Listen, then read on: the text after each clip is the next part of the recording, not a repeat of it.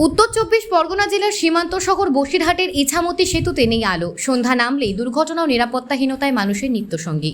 উত্তর ২৪ পরগনা জেলার সীমান্ত শহর বসিরহাট প্রাচীনতম শহর। তার মাঝখান দিয়ে বয়ে চলেছে ইছামতি নদী। বসিরহাটের ইছামতি নদীর ওপর সেতু নির্মাণ হয় বাম আমলে। তার রক্ষণাবেক্ষণ তো দূর, অস্ত সেতুতে দীর্ঘদিন ধরে আলো নেই। কলকাতার কাছাকাছি হিসেবে ভারত বাংলাদেশ সীমান্তে এটি হলো দ্বিতীয় বড় স্থলবন্দর ঘোজাডাঙ্গা। বসিরহাটের বোটঘাটের কাছে এই সেতু দিয়ে বসিরহাট থেকে ওপারে সংগ্রামপুর ইন্ডিটাঘাট চলাচলের ক্ষেত্রে সমস্যায় পড়ে নিত্যযাত্রীরা। সন্ধে নামলেই আলোহীন সেতুতে দুর্ঘটনা লেগেই থাকে। তারপর রাত বাড়লেই নেশাগ্রস্তদের উৎপাত ও দুষ্কৃতীর আনাগোনা, ফলে পথ চলতি মানুষদের ওষ্ঠাগত প্রাণ। প্রশাসনকে একাধিকবার জানিয়েও কোনো সুরাহা মেলেনি। একদিকে ভারত বাংলাদেশ সীমান্ত ঘোড়াডাঙ্গা, অন্যদিকে বসিরহাটের বিভিন্ন এলাকা থেকে কয়েক লক্ষ মানুষের যাতায়াত এই ব্রিজের ওপর দিয়ে। সন্ধে নামতেই অন্ধকারে দুষ্কৃতীর আখড়া, চুরি ছিনতাই লেগেই আছে। নিরাপত্তাহীনতায় ভুগছেন পথ চলতি মানুষেরা।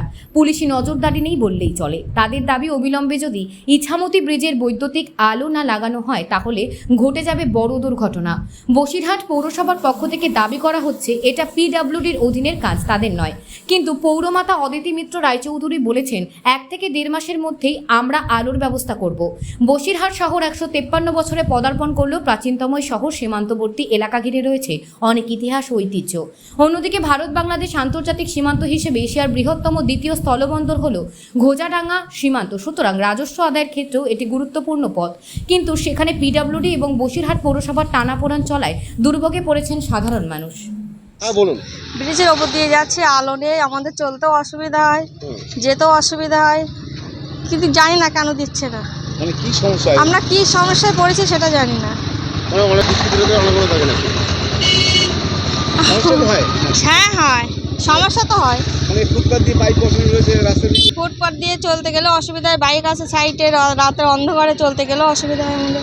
তা আপনারা কি আলোর ব্যবস্থার কথা কাউকে জানিয়েছিলেন? না না, কি চাইছেন এখন আপনারা? যাতে আলোটা দিকে এটাই চাই, আর কি করবো। আপনার নাম? ঠিক আছে ঠিক আছে। কি সমস্যা? ব্রিজের আলোয় এই পুজোর সময় খালি থাকে, তারপরে তো আর থাকে না। কি সমস্যা? সমস্যা মানে কি, প্রচুর সমস্যা হয়, যাতায়াতের সমস্যা হয়, একে অপরের দেখা যায় না, বড় ব্রিজ, অন্ধকার। এখান থেকে তো প্রচুর গাড়ি ঘোড়া যাতায়াত করে। প্রচুর গাড়ি ঘোড়া, মানে তো বর্ডার সীমান্ত এরিয়ার ব্রিজ। দুষ্কৃতীদের তো অনেক হয় নাকি? হ্যাঁ, রাতে হয়। দুষ্কৃতি কি, এখানে তো মধু মাতালেরাও বসে থাকে। তাতে কি বাড়ি মহিলাদের যাওয়ার সমস্যা? অনেক অসুবিধা হয় বাড়ি মহিলাদের, কারণ রাত 12টা পর্যন্ত ট্রেন চলে, তাই সেসব প্যাসেঞ্জার এই পথ দিয়ে যেতে গেলে তাদেরও অসুবিধা হয়। আমরা চাই যে ব্রিজটা আলোয় আলোকিত থাক, আমাদের যাতায়াতের সুবিধা হয়। আমার নাম গোবিন্দ কর্মকার। আলো নেই, আলো লাগানোটা আসলে ওই পিডব্লিউডি এতদিন করে এসেছে, আর ভোটের জন্য আমার একটু দেরি হয়ে গেছে। আমি এই ভোট মিটে গেছে, এর মধ্যে খুব তাড়াতাড়ি আমি লাইটটা লাগিয়ে দেবো। প্রয়োজন, ব্রিজটা এখন সন্ধ্যের পরেও যাতায়াত হয়, আর এটা দেখতেও বাজে লাগে যে বসিরহাটের বুকে এত বড় একটা ব্রিজ অন্ধকার হয়ে রয়েছে। আমি 1 থেকে 1.5 মাসের মধ্যে এটা লাগিয়ে দেবো।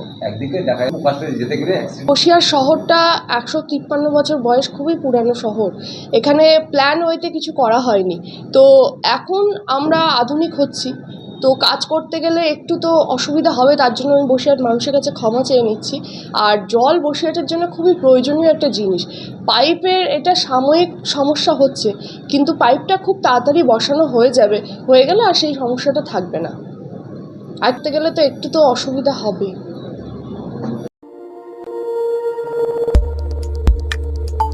আমাদের সাথে থাকুন এবং দেখতে থাকুন নিউজ প্রাইম টাইমস, আপনাদের সাথে, আপনাদের পাশে।